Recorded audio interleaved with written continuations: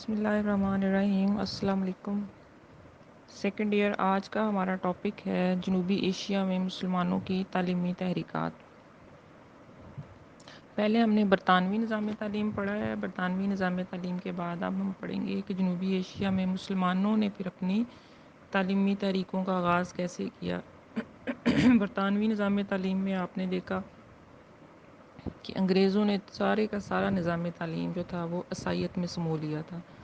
تب مسلمانوں کے ذہن میں پھر یہ خیال بیدار ہوا کہ ہمیں ایسی تحریکات جو ہے وہ اس کے مقابلے میں پیش کرنی چاہیے جس میں مذہبی رنگ جو ہے وہ زیادہ ہو، ہماری مذہب کی تعلیمات جو ہے وہ بچوں میں جنریٹ کی جا سکیں۔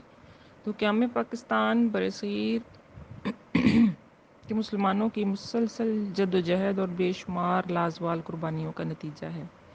1757 میں جنگ پلاسی سے لے کر 1947 میں قیام پاکستان تک کا دور مسلمانوں کے لیے غلامی اور مشکلات کا دور تھا۔ 1757 میں جب جنگ پلاسی لڑی گئی ہے تو بنگال اور بہار مسلمانوں کے ہاتھ سے نکل گئے اور انگریزوں نے یہاں پر قبضہ کر لیا، اور یہی ایک سلسلہ جو تھا وہ ان کا بنا پورے برصغیر پر قبضہ کرنے کا۔ آہستہ آہستہ پھر ایسٹ انڈیا کمپنی جو ہے وہ مختلف شعبوں پر قابض ہوتی چلی گئی تھی۔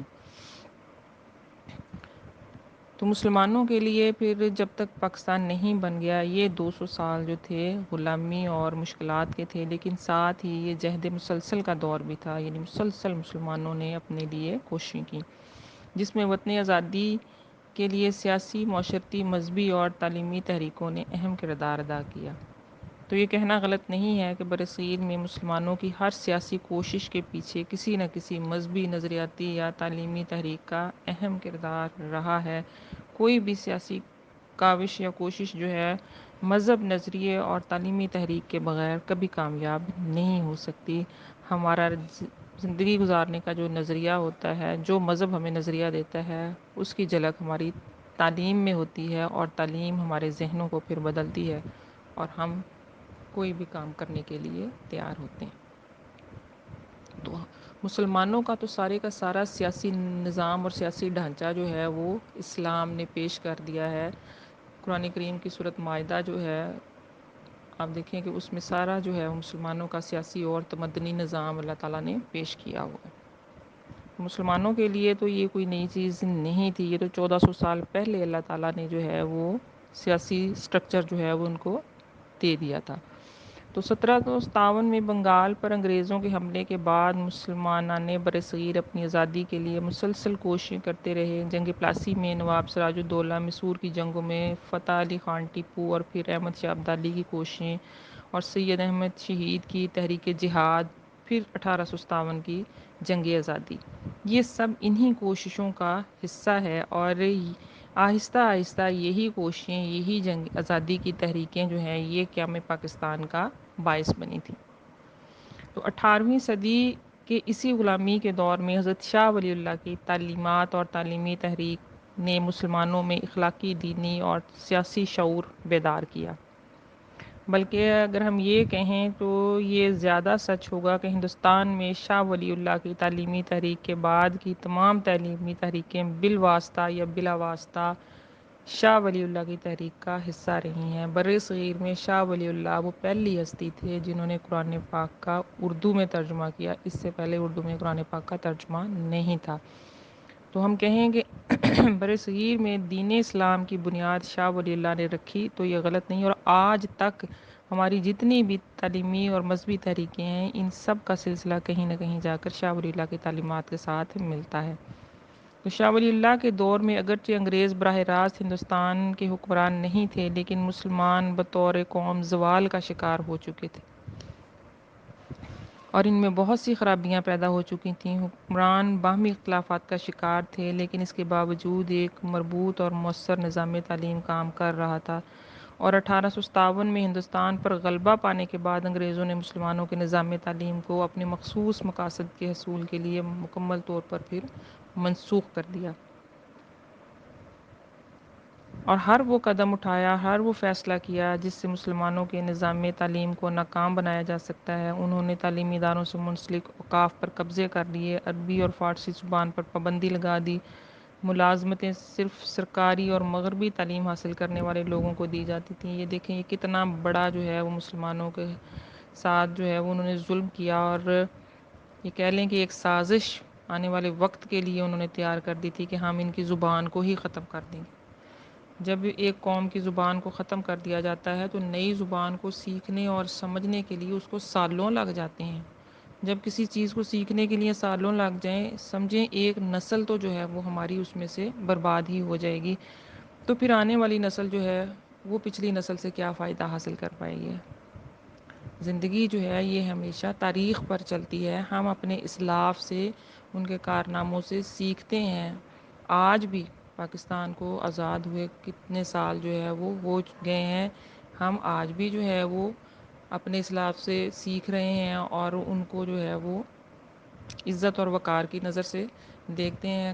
علامہ اقبال ہم میں سے کئی سال پہلے جو ہے وہ چلے گئے، لیکن ہم ان کی شاعری سے، ان کی تعلیمات سے، ان کے نظریے خودی سے، ہر چیز سے جو ہے وہ فائدہ اٹھا رہے ہیں۔ قائد اعظم چلے گئے ہیں، ہم ان کی سٹرگل سے، ان کی جہد مسلسل سے، ان کی ایمانداری سے، ان کے اقوال زریں سے، ہر چیز سے جو ہے وہ آج بھی فائدہ اٹھا رہے ہیں۔ تو یہ ہے کہ ہماری نسلوں کو انسپریشن جو ہے وہ ملتی ہے، کہاں سے ملتی ہے؟ ہمارے اسلاف کے اچھے کارناموں سے۔ 1400 سال پہلے پیغمبر اعظم دنیا میں موجود تھے، ہم آج تک جو ہے وہ ان کی تعلیمات کو فالو کر رہے ہیں اور قیامت تک مسلمان جو ہے وہ ان تعلیمات کو فالو کرتے رہیں گے۔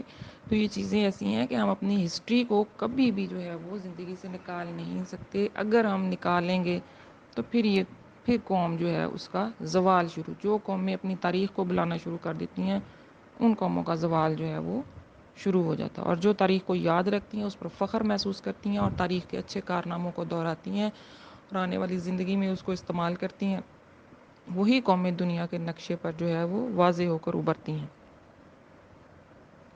تو انگریزوں نے مسلمانوں کے خلاف جو ہے یہ سازش چلی تھی کہ ان کی زبان کو ختم کیا جائے، ان کی امداد کو بند کیا جائے، حتیٰ کہ ان کی تاریخ کو جو ہے وہ مسخ کر دیا جائے۔ تو اس ساری صورتحال سے سب سے زیادہ فائدہ ہندوؤں نے اٹھایا۔ انہوں نے مغربی تعلیم حاصل کی، سرکاری پالیسیوں کو اپنایا، انگریزوں کا مسلسل ساتھ دیا، جس کے باعث ہندوستان کی معاشی اور معاشرتی زندگی میں انہیں انگریزوں کی سرپرستی حاصل ہو گئی۔ اب ہندوؤں نے جو ہے یہ وقتی فائدہ اٹھایا۔ یہ ہندو بھی شروع سے جو ہے یہ ایک سازشی اور ہم کہہ لیں کہ مکار قوم ہے۔ انہوں نے دیکھا کہ مسلمانوں کا زوال آ رہا ہے تو انہوں نے انگریزوں کی غلامی کو قبول کر لیا۔ وہ ادھر بھی غلامی کر، ایک غلام ایک مالک کو چھوڑ کر دوسرے کے ہاں جو ہے وہ غلامی کر لے تو اس کو کوئی فرق نہیں پڑتا۔ مسلمان ایک حکمران اور فاتح قوم تھی، سب سے زیادہ جو ہے وہ مسلمانوں کے لیے یہ مشکلات کا دور تھا۔ تو انگریزوں کا مسلسل ہندوؤں نے ساتھ دیا، جس کے باعث ہندوستان کی معاشی اور معاشرتی زندگی میں انگریزوں کی سرپرستی ہندوؤں کو حاصل رہی اور مختلف ملازمتیں حاصل کرنے کے بعد وہ مسلمانوں سے کہیں زیادہ اچھی حیثیت اور مقام حاصل کرنے میں کامیاب ہو گئے۔ آج بھی ہم دیکھیں تو امریکہ کا، اسرائیل کا، یہ جتنے بھی جو ہے وہ غیر ملکی غیر مذہبی طاقتیں ہیں، یہ ساری کی ساری ان کا جھکاؤ کدھر ہے؟ انڈیا کی طرف زیادہ ہے، پاکستان کی طرف کم۔ تو مسلمانوں سے یا پاکستانیوں سے یہ ابھی بھی اپنے دل میں ایک خاص قسم کا جو ہم کہہ لیں کہ گرج جو ہے رکھتے ہیں، جو انڈیا کے لیے جو ہے نہیں ہے۔ انڈیا نے ناجائز قبضہ کشمیر کے اوپر کیا، کوئی پوچھنے والا نہیں۔ یہی پاکستان نے جو ہے وہ انڈیا کے کسی حصے پر ناجائز کنٹرول کیا ہوتا تو پوری جو ہے وہ اقوام متحدہ اور امریکہ اور یہ سارے ممالک جو ہے وہ اکٹھے ہو کر جو ہے وہ کھڑے ہو جاتے اور مظلوم کشمیریوں کے خلاف کوئی بھی آواز اٹھانے والا نہیں ہے۔ تو یہ یہی صورتحال اس وقت مسلمانوں کے لیے بن گئی تھی۔ تو یہ ساری صورتحال مسلمانوں کے لیے پریشان کن تھی۔ ان کے ایک طبقے کی رائے تھی کہ مسلمانوں کو موجودہ حالات سے سمجھوتا کرتے ہوئے مغربی تعلیم حاصل کر لینی چاہیے اور انگریزوں کے نظام تعلیم سے فائدہ حاصل کرتے ہوئے مستقبل میں سیاسی آزادی کے لیے کوشش کرنی چاہیے، کیونکہ وقت کے ساتھ نہ چلنے کے باعث وقت میں کامیابی مشکوک ہو جانے کے امکانات تھے۔ تو مسلمانوں کا ایک طبقہ ایسا تھا جس کے لیے مغربی افکار اور انگریزی تعلیم ناقابل قبول تھی، یعنی دو طبقے بن گئے تھے۔ ایک کا خیال تھا کہ ہم حکومت وقت کا ساتھ دیں، تعلیم حاصل کریں اور آنے والے وقت کی پھر پلاننگ کریں کہ کیسے ہم ان لوگوں سے چھٹکارا حاصل کریں گے۔ دوسرا جو تھا وہ ہمارا فرقہ مذہبی ہو افکار کے جو لوگ تھے ان کے خیال میں مغربی افکار اور انگریزی تعلیم حاصل کرنا ان کے لیے قابل قبول بالکل نہیں تھا، اور اب وہ مسلمانوں کے تعلیمی ورثے کو اہم تصور کرتے تھے، اور اس میں مسلمانوں کی بہتری اور ترقی کو سمجھا جاتا تھا۔ مسلمانوں کے پہلے طبقے کی نمائندگی تحریک علی گڑھ اور دوسرے گروہ کی نمائندگی تحریک دیوبند نے کی۔ اگرچہ یہ دونوں تحریکیں دو مختلف نظریات رکھتی تھیں اور بعض معاملات پر متفق بھی نہیں تھیں، لیکن دونوں خلوص دل سے برصغیر پاک و ہند کے مسلمانوں کی نشاط ثانیہ اور ان کے عروج کو اپنا نصب العین سمجھتے تھے۔ نشاط ثانیہ مطلب دوبارہ سے ایک نئی زندگی، اور اس نئی زندگی کو ایک عروج ملے، اور یہی ان کا نصب العین تھا، تحریک دیوبند کا بھی، تحریک علی گڑھ کا بھی۔ سوچ میں دونوں کے فرق تھا۔ ایک کا خیال تھا کہ ہمیں وقت کے دھارے کے ساتھ جو ہے وہ ایک دفعہ چل پڑنا چاہیے، ہم تعلیمات حاصل کریں، اپنے اوپر جو ہے وہ اثر انداز جو ہے وہ مغربی افکار کو نہ ہونے دیں، جبکہ دوسروں کا خیال تھا کہ اگر ہم مغربی تعلیم حاصل کریں گے تو یہ افکار ہمارے بچوں پر لازمی اثر انداز جو ہے وہ ہو جائیں گے، لہٰذا وہ مذہبی تعلیمات کے حق میں زیادہ تھے۔ تو انہوں نے پھر سارے کے سارے جو ہے وہ دیوبند کے تحت مدارس کھولے، ادھر تحریک علی گڑھ کے تحت جو ہے وہ مدرسے بنے اور اسکول کالج جو ہے وہ بنے۔ بہرحال دونوں تحریکوں نے قیام پاکستان تک برصغیر کی آزادی کے لیے بھرپور طریقے سے کردار ادا کیا، اور دونوں نے مسلمانوں کو جو ہے وہ دونوں طرح سے ہی فائدہ پہنچایا۔